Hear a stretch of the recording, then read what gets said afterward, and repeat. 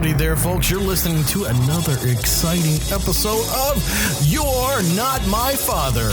Coming to you not so live from our studios here in Anchorage, Alaska. Get ready. I'm a podcast superstar.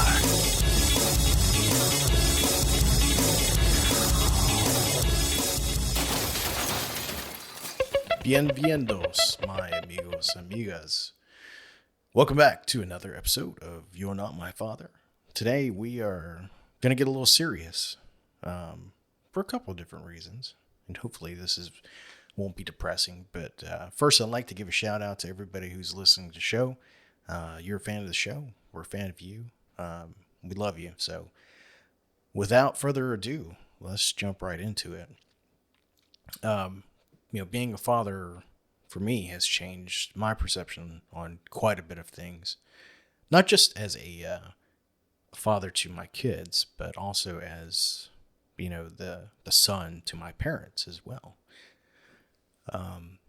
I've been fortunate enough to have worked for a very great family over the past several years. And I've, as I've gotten older, I just have to laugh. I probably say this too often, but, I'm the type of person that learns from other people's mistakes in a lot of ways. At one point, I wasn't that way. I was very much like my son, Conan, who is going to learn the hard way just about every single time. But as I grew older, I started to realize that, my dad knew what he was talking about. And other people in my life, like my stepmother and grandmother and other stuff. I like to think that I have to laugh at myself, that I'm not a really quick learner, so to speak, but I'm a deep learner. And I think how I could explain that is I may not understand the thought or the process immediately, but I will slowly digest it like a sarlacc over a long period of time, probably far longer of a period than most people would probably think. And so it probably gives me the idea of, or the other people, the impression that I'm intelligent or beyond that. And I'm not. I really feel like quite often I'm fairly stupid in a lot of ways, deficient. But that's okay. That's kind of like that whole imposter syndrome that you may or may not have heard of, that, I'm not worthy of, where I'm at and that type of thing. So it's something I struggle with, and I still struggle with today. But, I slowly digest wisdom that I've heard over the years in conversations and whatnot. And, so my boss's father, I wasn't really good friends with him. He passed away here recently. But I got to know him and his wife. They retired from the business right about the time I started there. And I would do freelance IT support for them, after hours and whatnot. And IT support for personal people can be a bit of a different kind of beast, so to speak, than business IT. You might be there for a long period of time. You might have these long conversations, and you might get to know each other a lot more than probably what you would normally think. And that's exactly what happened. We got to know each other. Well, I'll laugh at that.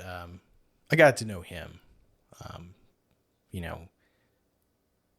Understanding people, and some people like him, it was just another day for him, another day, another dollar, that type of thing. But for me, those days and those conversations meant more to me, and kind of like some of the conversations I had with my dad or other people that are older than me, that it sounds like a casual conversation. No big deal, whatever. Just spouting off wisdom. But it's that elder wisdom that, really kind of sinks in with me. May not happen right away, but I'm always replaying past events in my head. Strength or weakness?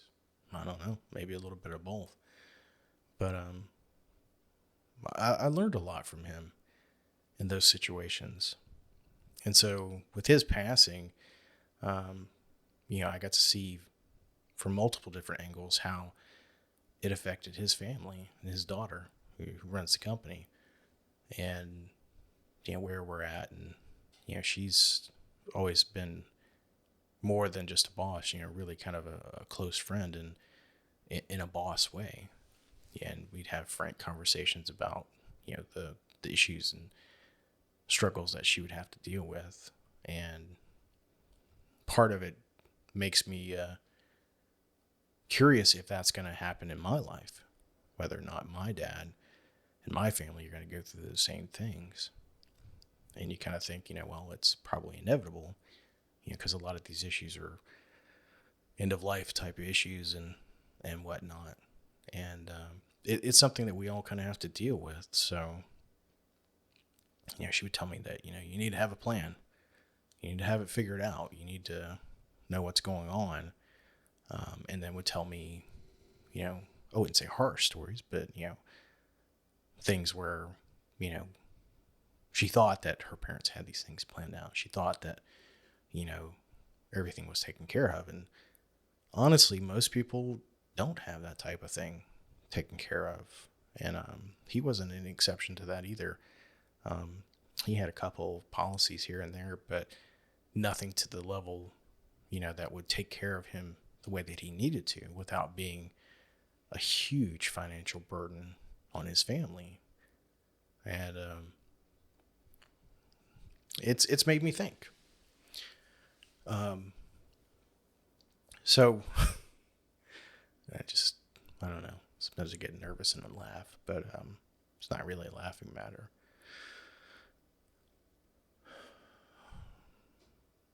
But yeah, it makes you think. Makes me think. Makes me think quite a bit. What is my dad gonna do? What am I gonna do? And how does that look moving forward?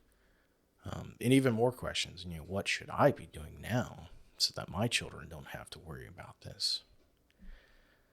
And if my kids are ever gonna listen to this, I just want you to know that how much I love you, and while I may seem like I'm not trying to immensely take care of you, which you shouldn't think that, because you should know that I do. But if for whatever reason you don't think I'm not trying to take care of you, I don't think about you, it's not the case. So I guess today's episode is more about being prepared for being that father. And in a way, you're the son. I hear that being the son or daughter to your parents once they get older, it's almost like a role reversal. Your parents become the kids, and then you become the adult, and then you have to take care of them. And you should have a plan for that. Especially if you respect your parents and you love them enough to want to take care of them. And I get it. You might not physically be able to, or may not be in a place to do it, either physically or financially. But if there's something that you can do, obviously you should do it. Fading out into obscurity, I guess. I don't know if that's a polite way to put it. It isn't a good thing for anybody. It makes me think of that song, Cats in the Cradle. I think that's Cat Stevens, I guess. Where, the son's asking his father, when's he coming home? He says, I don't know, but we'll get together then. And then towards the end of the song, there's the role reversal that, this father's asking the son, when are we going to get together? He's got his own son, and he's got his own responsibilities, and he doesn't quite know. And yeah, that song's always resonated with me, probably more than any other song out there when it comes to family and love. Is you know, my father was always busy working. He was out, he's away, he was doing things, and I still looked up to my father immensely. He was amazing to me growing up, and he still is. And he was hardly ever there. Um, so a lot of what he said, I had to kind of process and take, you know, reread letters and just kind of do with what I had. And nowadays, I live 5,000 some odd miles away from him.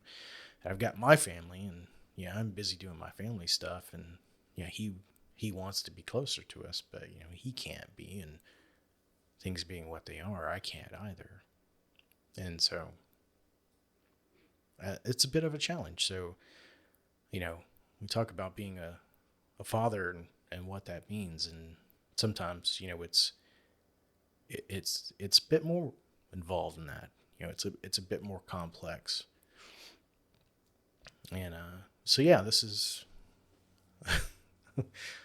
I think about laughing and I laugh. But it truly is it's a serious subject. Um, and what can you do?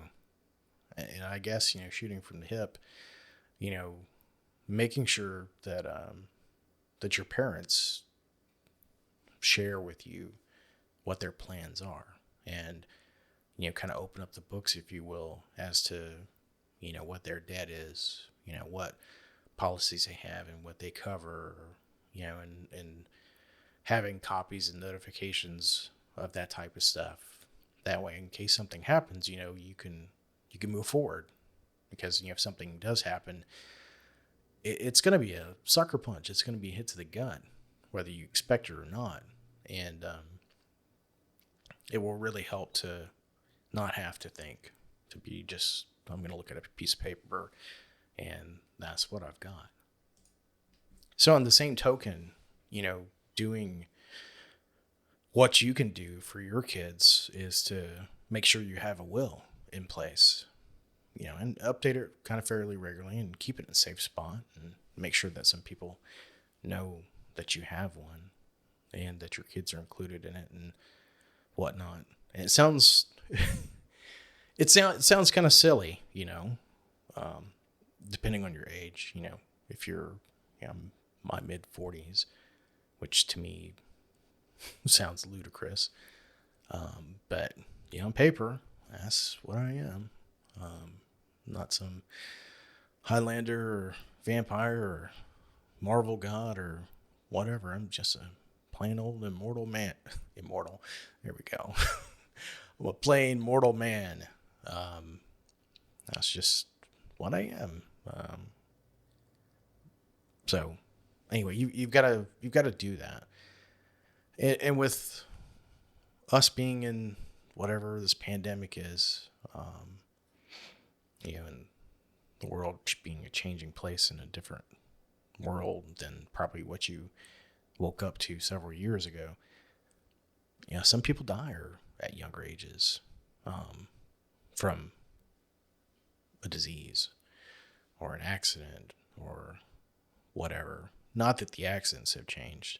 It's just, it probably has given people more cause to think, pause to think that, we're, in the great words of Sting, how fragile we are. It's true. It doesn't matter what age we're at. So get a will, get it done. Make sure it's looked over by an attorney. Make sure that, your next of kin and your kids are taken care of as much as possible. Get your stuff together financially. Make sure that you've got something, even if it's just an insurance policy, but, have that stuff taken care of. you know, if you're dead, you're not going to care. But the people that you care about will be alive still, and they'll need something. My wife's family, her mother and father, they passed away at an early age. And things got scrambled up quite a bit. She ended up living with her aunt, but there was other things financially that went on, and I don't know if it really made a difference for them. Thankfully that they had family that they could go live with, but yeah. So do that same process for you, and then walk it over to your parents and ask them, do they have something similar? Do they have some kind of healthcare type of thing, or more to the point, if they become medically unsound and need some kind of long-term care, 24/7 care, do they have anything that would accommodate for that? It's a big deal. Yeah, it really is.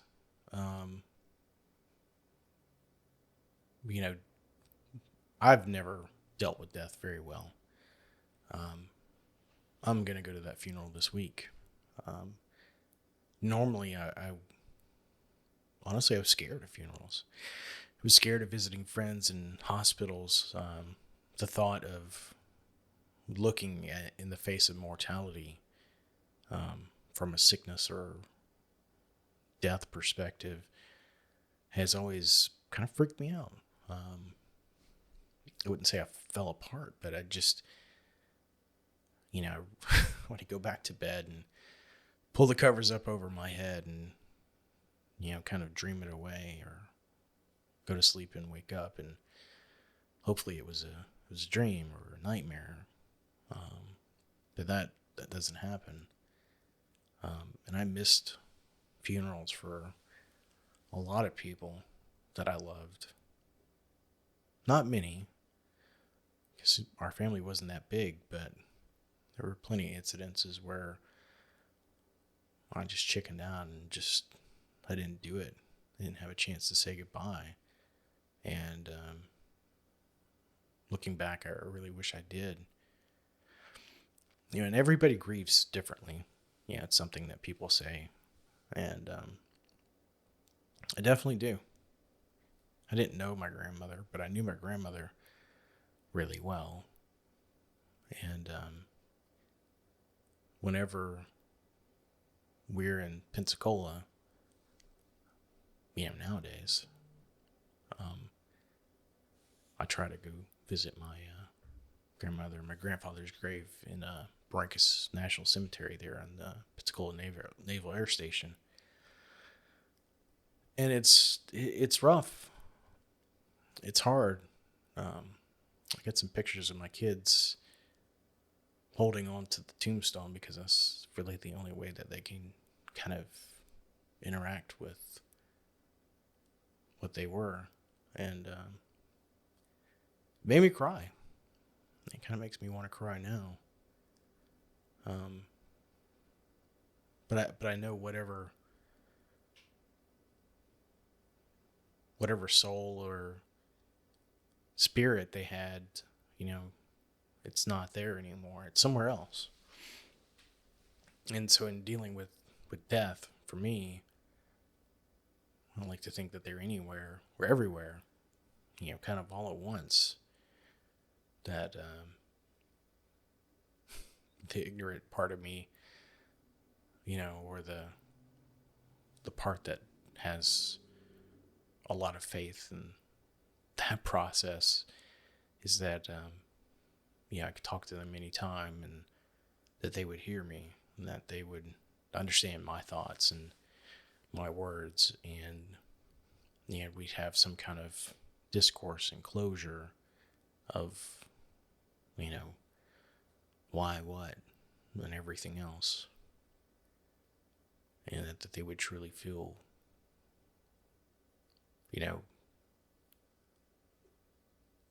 me missing them in my life.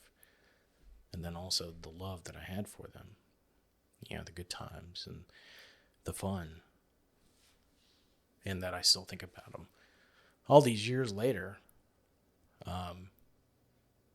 Whenever most people probably won't, don't, or can't, or will, I do. That's just that stupid part of me, slow to process things and digest them, and there it is. So I want you to do some homework. I want you to take this, whatever you got out of this episode, and slowly chew on it, digest it, think about it from time to time until you can accomplish what it is that you need to accomplish.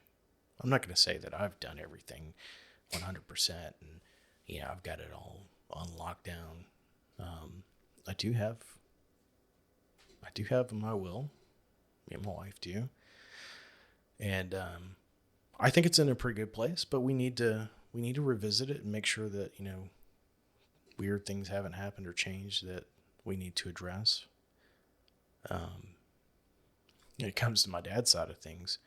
I really need to figure out, what's going on with him, and, exactly, if he's willing to share what's going on. That way I can prepare accordingly. And I think he will. But I need to know. He tells me every once in a while, what he wants, and, there it is. But I need to take care of my stepmother once he's gone.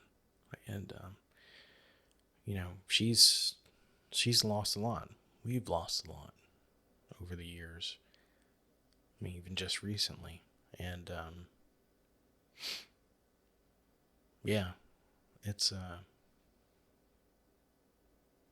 hard. I still don't even know how to deal with it. I think there's people out there that are way smarter than me, more emotionally mature, that can deal with it in a better way, or maybe they're not, and maybe they just inherently have that way to do that. Certainly something I'm lacking. I'll confess, I just don't have that. But I don't want to make this a depressing episode. Not at all. Not at all. I want you to love the people that you love. Celebrate their life when they're gone. But be a part of their life before they're gone. And sometimes that's easier said than done. But it's something that you really should do. Because what's the end game? If you don't spend time with them and they pass away, and you just tell yourself, I wish I could have spent more time with them. It's going to happen eventually. Either you or them. So what's the excuse? Just do it. And if you're not, you've only got yourself to blame. So blame yourself now and get off your butt and go hang out with them and enjoy yourselves. Have a beer or not have a beer. Have a soda. Kick back, relax. Quality time is an illusion. Any time with somebody is quality time. Unless maybe you're in jail. Hopefully, let's hope that that's not that, or some other horrible thing. Do what it is that you want to do with the time that you've got. Because life is fleeting. You wake up, it seems only like a handful of years. And for me, like, my daughter's 11. And I'm like, how did that happen? And I try to spend as much time with my son as possible and do the things that I can with him as a kid, because it's going to be over fairly shortly. You'll be a teenager like her, and, you know, they're moving on in their life. And so do what you can with the people that you love. Whenever you can, however you can. Get it all. Get every bit of it. Drink until your cup is overflowing. And how can you tell yourself that you didn't drink enough whenever you literally couldn't hold anymore? I'll quote a line, my favorite line from probably any movie. I won't name the movie just yet, but it'll say the line was, "I didn't know how empty my heart was until it was filled." And that's the line from Excalibur.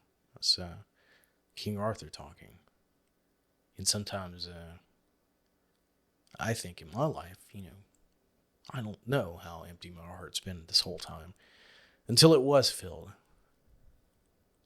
Or, for me, now, having kids and a wonderful family and wife, if there's ever a little part of my heart that's not filled, geez, man, I notice it. I really do. It's just like there's a problem. So do it. I don't know how much more I can beat into your brain. I don't know how much more ways I can say it. Just get in there and love each other. Enjoy each other's time. Love is unique to each of us, but make sure that they know that you value them. And I think that's it for today. Next week, I'm not sure what's going to happen. Probably a little recap of some of the other things that have gone on in our upcoming vacation. And I encourage you, if you've got your time, if you've got time to book a vacation, book it. Do it. Get on a vacation. You deserve it. I don't care if you stayed at home during the whole pandemic. You need to get out of that house and enjoy some life. You can always get back to work, but go out there and enjoy it. You need to do it. I need to do it. Geez, do I ever. So for everybody here at You're Not My Father, like I said, if you're a fan of us, we're a fan of you. Take care.